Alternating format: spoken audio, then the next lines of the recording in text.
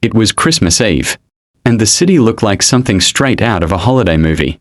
Bright lights hung from every building, blinking red, gold, and green. Store windows sparkled with decorations, and Christmas music floated through the air. People laughed, hugged, and rushed through the streets, with shopping bags in their hands and joy in their hearts. The smell of hot chocolate, roasted chestnuts, and fresh bread filled the night. To most people, this night meant warmth, love, and family. But not for everyone. Under a flickering street lamp, at the far end of a busy sidewalk, sat a boy named Marcus. Marcus was only 12 years old, but life had already been cruel to him. He was a poor black boy with tired eyes. That had seen too much pain for someone so young. His thin jacket was too small for his growing body, with torn sleeves that let the freezing air bite into his skin. His shoes were old and cracked, barely holding together, offering little protection from the icy ground beneath him. As the wind blew, Marcus pulled his knees closer to his chest, trying to keep warm. His hands were red and shaking from the cold. He had no gloves, no scarf, no one waiting for him at home. Because Marcus had no home. Christmas, for him, was not about gifts or family dinners. It was just another long, cold night to survive. Earlier that day, Marcus had walked the streets collecting empty cans, searching trash bins behind stores, and asking strangers for spare change. Some people ignored him completely, as if he didn't exist. Others gave him a quick glance filled with pity before walking away. A few were kind enough to drop a coin into his hand. But even that kindness was rare. Still, Marcus never complained. He believed in kindness, even when the world wasn't kind to him. His mother had taught him that. Before she passed away 2 years ago, she would hold his hands and say, "Marcus, even when you have nothing, your heart can still give. Never let the world make you hard." Those words stayed with him every single day. Marcus missed his mother more on Christmas than any other time. He remembered how she used to hum soft songs, even when they barely had food. She would smile and pretend everything was okay, just so he wouldn't feel afraid. After she was gone, Marcus had no one. No family came for him. No system saved him. The streets became his home. As the night grew colder, Marcus knew he had to move. Sitting still would only make the cold worse. He stood up slowly, his legs stiff and numb, and began walking toward another block where the buildings blocked some of the wind.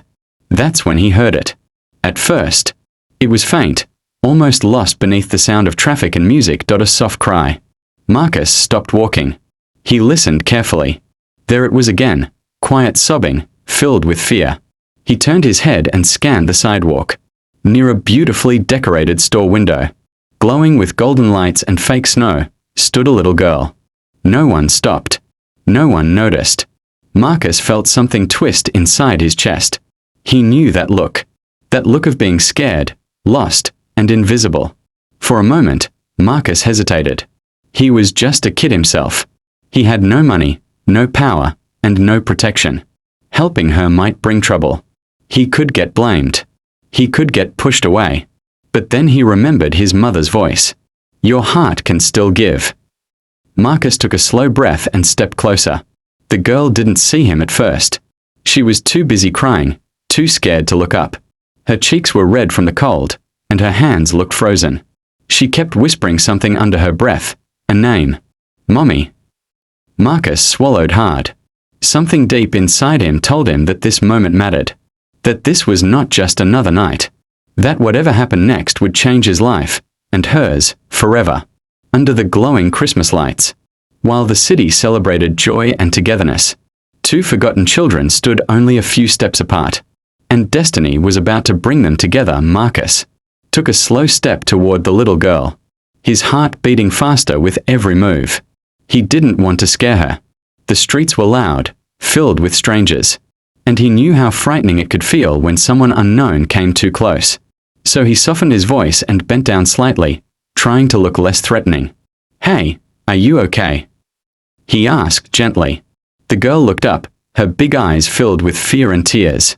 Her lips trembled, and suddenly the crying burst out of her like a broken dam. "No," she sobbed. "I can't find my mommy."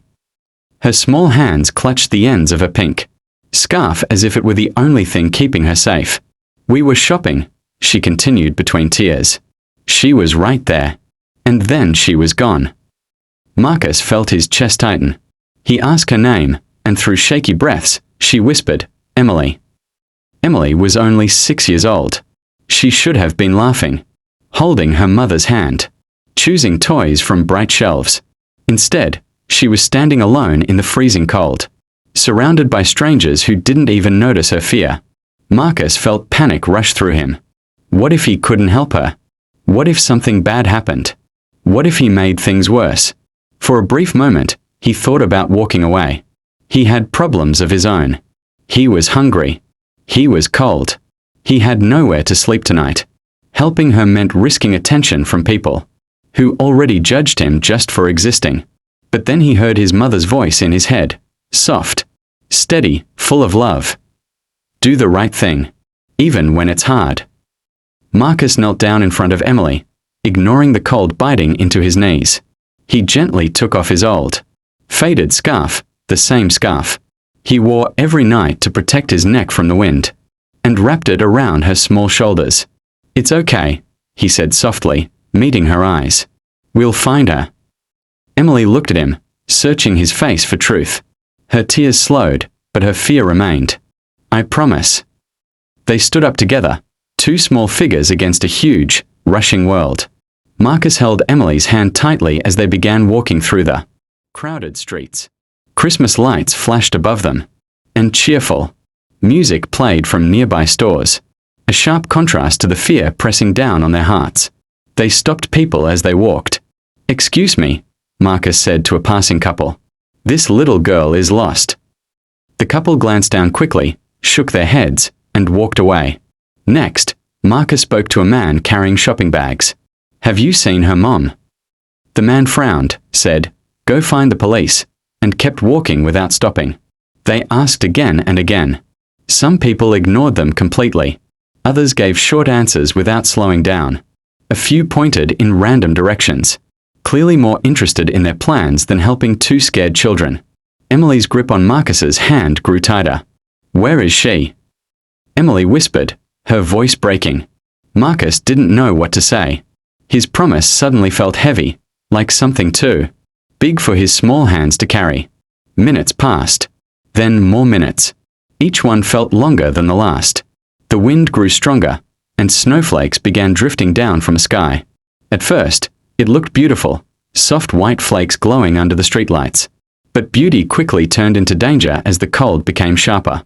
Emily's hands started to turn red. She shivered uncontrollably. Marcus noticed immediately. Without thinking, he stopped walking and pulled off his gloves, old, thin, and full of holes, but still warmer than nothing. He gently slid them onto Emily's hands. But then you'll be cold, Emily said, her voice small. Marcus forced a smile. I'm used to it. That wasn't entirely true, but he would never let her suffer while he could help. They kept walking. Emily's steps became slower. Her eyes looked tired. Fear was slowly turning into exhaustion. What if she doesn't come back? Emily whispered. Marcus swallowed hard. Doubt crept into his own heart. What if they never found her mother? What if he failed? Snow continued to fall, covering the streets, the lights, and their footprints behind them. Hope began to fade. But Marcus squeezed Emily's hand tighter. He wouldn't give up. Not tonight. Not on Christmas. Just as Emily's quiet sobs began to turn into loud cries again, Marcus felt his heart sink. Her small shoulders shook, and her grip on his hand weakened. That's when he heard it. A voice, loud, desperate, and filled with fear. Emily. Marcus's head snapped up. He scanned the street and saw a woman running toward them, pushing through the crowd. Her coat was open, her hair messy, her eyes wild with panic. She was calling the name again and again, her voice cracking with every shout. Emily.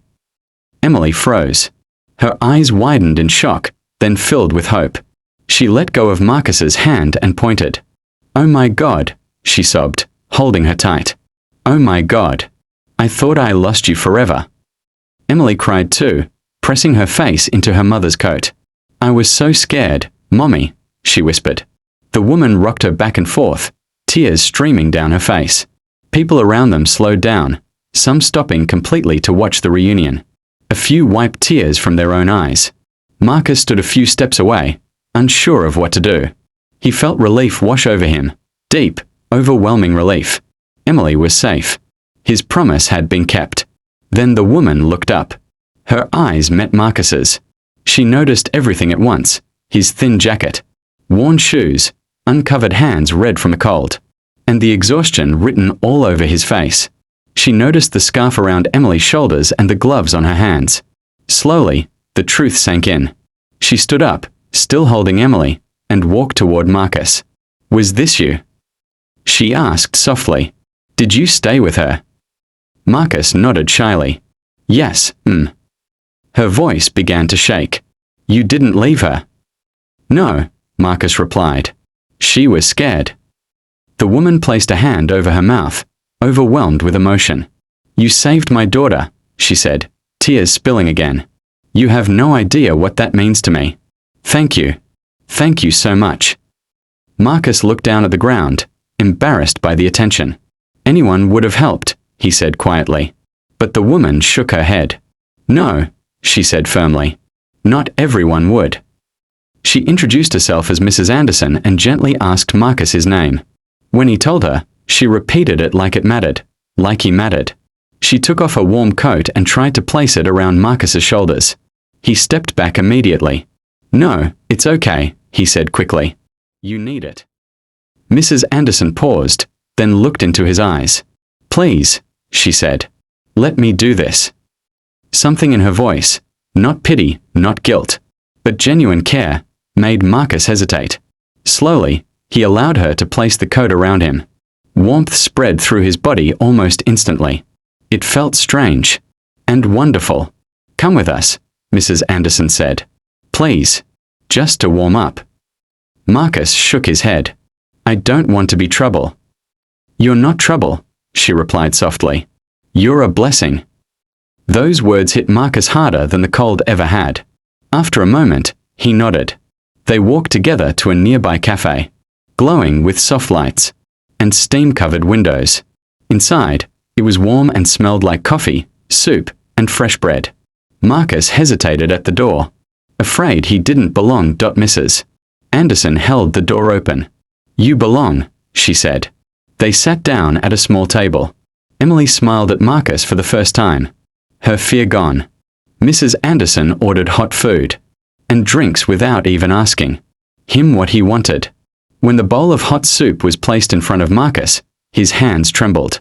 It had been months since he had eaten a real hot meal. As he took the first spoonful, the warmth spread through him, not just in his stomach, but in his heart. The cafe was quiet now. Outside, snow continued to fall, covering the city in white. Inside, warmth wrapped around Marcus like a blanket. For a while, no one spoke. Emily sipped her hot chocolate, her feet swinging happily beneath the table, safe at last. Mrs. Anderson watched Marcus carefully. She noticed the way he held his spoon, as if the soup might disappear at any moment. She noticed how he ate slowly, not because he wasn't hungry, but because he didn't know when his next meal would come. And she noticed something else, something deeper. There was kindness in his eyes. "Marcus," she said gently, "do you have family?" Marcus paused. His smile faded. "My mom," he said quietly. "But she passed away." The words fell heavy in the air. Mrs. Anderson reached out but stopped herself, not wanting to push him. "I'm so sorry," she whispered. Marcus nodded. "She used to say I was going to be someone important," he added softly, "even when we had nothing." As the night went on, Marcus slowly shared his story, sleeping in shelters when he could, hiding from the cold when he couldn't, collecting cans, trying to stay out of trouble. He spoke without anger, without bitterness, just honesty. Then Mrs. Anderson asked, "Do you go to school?" Marcus hesitated, then shook his head. "Not anymore." "Do you miss it?" His eyes lit up just a little. "Yeah," he admitted. "I liked learning. I liked helping other kids. I want to be a teacher someday." Mrs. Anderson felt tears rise in her eyes. This boy, who had nothing, still had dreams. "You gave my daughter back to me," she said, her voice trembling. "I don't believe in accidents. I believe God put you in her path for a reason." Marcus looked down, unsure what to say. "Please," she continued, "let me help you." Marcus wasn't used to offers like that.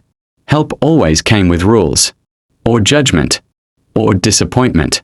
But something about her voice felt different. It felt safe.